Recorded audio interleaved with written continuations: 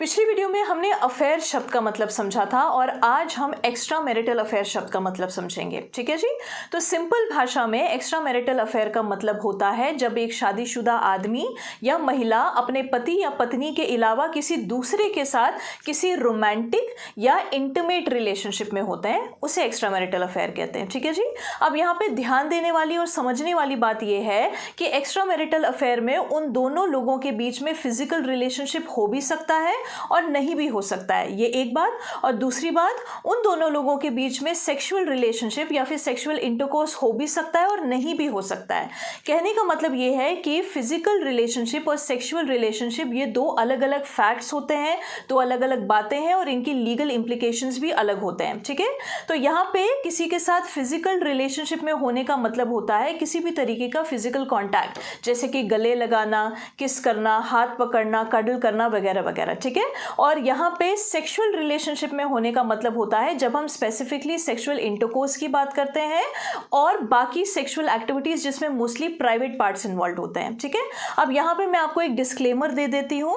देखिए, अगर हम इन दोनों शब्दों को कामसूत्रा, सेक्सोलॉजी और साइकोलॉजी की फील्ड की तरफ से समझने की कोशिश करेंगे तो ये एक बहुत ही वास्ट और इंटेंस रिसर्च है। मैं आपको इन दोनों शब्दों का मतलब सिर्फ लीगल एस्पेक्ट से समझा रही हूँ ताकि हम इसके लीगल इंप्लीकेशन समझ सके, कॉन्सिक्वेंसेस समझ सके, जो कि इंडियन लॉ में प्रोवाइडेड है। ठीक है जी।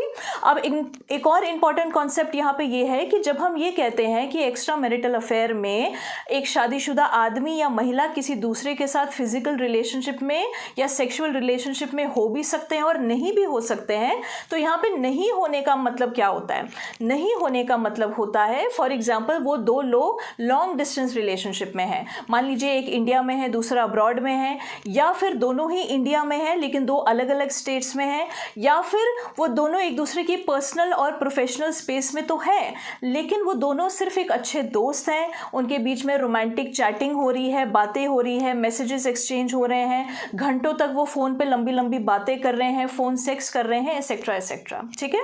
अब आप लोग ये सोच रहे होंगे कि मैं आपको इतनी बारीकी से ये सारे कॉन्सेप्ट्स क्यों क्लियर कर रही हूँ, क्यों इतनी क्लैरिफिकेशन दे रही हूँ, क्यों इतना डिटेल में जाकर आपको ये मतलब समझा रही हूँ। उसका रीज़न ये है कि जब तक आपको इन कॉन्सेप्ट्स की क्लैरिटी नहीं होगी तब तक आप ये नहीं जान पाएंगे कि ऐसी सिचुएशंस में या फिर किन किन सिचुएशंस में क्या क्या एविडेंस लीड किया जा सकता है। ठीक है जी। तो इन्हीं टॉपिक्स को आगे बढ़ाते हुए हम आगे जो है और बेहतर क्लैरिटी के लिए और कुछ इन डेप्थ वीडियोज़ में आपके लिए लेकर आऊँगी जो आपको बेटर क्लैरिटी देगा। ठीक है जी। चलिए, प्रणाम।